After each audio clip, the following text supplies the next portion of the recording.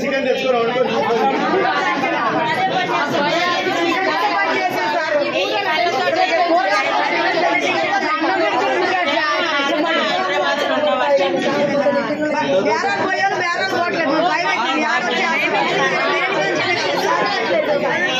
గత 10 రోజులుగా సూర్యాపేట పట్టణంలో కొంతమంది అధికారులు అత్యుత్సాహంతో హైడ్రా పేరు మీద ఏదైతే ఇటు సద్దల చెరువు కానివ్వండి అటు పుల్లారెడ్డి చెరువులో చాలా ప్రాంతంలో ఇది FTL జోన్లో ఉందని చెప్పి మార్కింగ్ చేసి ఈ ఇండ్లన్నీ కూడా కూల్చేస్తామని చెప్పి కొంత హడావిడి చేయడంతో ప్రజలందరూ కూడా ఆందోళనకు చెందిన దృష్ట్యా ఈరోజు మేమందరం కూడా పత్రికల ముందుకు రావడం జరిగింది. దీంట్లో కొంతమంది ప్రతిపక్షాలకు చెందిన నాయకులు కూడా ప్రజల్ని రెచ్చగొట్టి అసలు ఏం లేకుంటేనే ప్రజల్ని రెచ్చగొట్టి ఈరోజు పబ్బం కలుపుకునే ప్రయత్నం చేస్తున్నారని కూడా తెలియజేస్తూ మరి ముఖ్యంగా హైడ్రా అనేది ముఖ్యమంత్రి గారు చాలా పర్టికులర్గా చెప్పడం జరిగింది. ఏదైతే ఓఆర్ఆర్కు లోపల ఉన్న ప్రాంతంలోనే హైడ్రాను హైదరాబాదు ఆ ప్రాంతంలో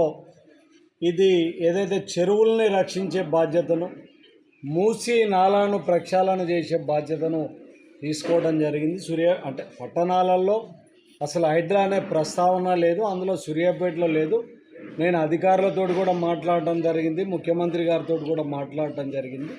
ప్రజలు ఎవరు కూడా ఆందోళన చెందాల్సిన అవసరం లేదు. ఎందుకంటే పుల్లారెడ్డి చెరువు కానివ్వండి, సద్దల చెరువుకు కట్టన్ నిర్మాణం తర్వాత FTL అనేది దాని నామ్స్ టెక్నికల్గా కూడా మారిపోవడం జరిగింది. కాబట్టి వీటన్నిటికి కూడా ఫుల్ ట్యాంక్ లెవెల్లో ఇవన్నీ కూడా రావు. కాబట్టి దీని గురించి ఇబ్బంది పడాల్సిన అవసరం లేదు. ప్రజలందరికీ కూడా భరోసా ఇస్తున్నాం. ఇది పేదల ప్రభుత్వం, రేవంత్ అన్న ప్రభుత్వం, కాంగ్రెస్ ప్రభుత్వం. పేదవాడి ఎవ్వరి ఇల్లు కూడా కూల్చే ప్రక్రియను కాంగ్రెస్ పార్టీ చేపట్టదని కూడా తెలియజేస్తూ ఎవరు ఆందోళన చెందాల్సిన అవసరం లేదు.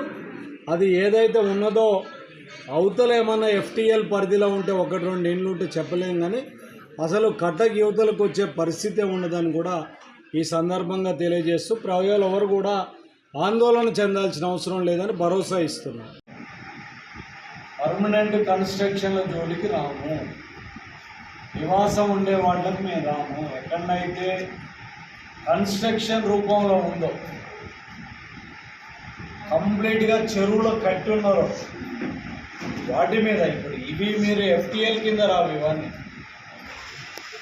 FTL అనేది మన దగ్గర మారిపోయింది. ఎప్పుడైతే కట్ట నిర్మాణం జరిగిన తర్వాత నీళ్ళు ఇటు వచ్చే పరిస్థితి లేదు. కాబట్టి దాన్ని కూడా టెక్నికల్గా మార్చాలని చెప్పి మేము CCL అడిగినాం. ఆ ప్రకారం మారుస్తారు.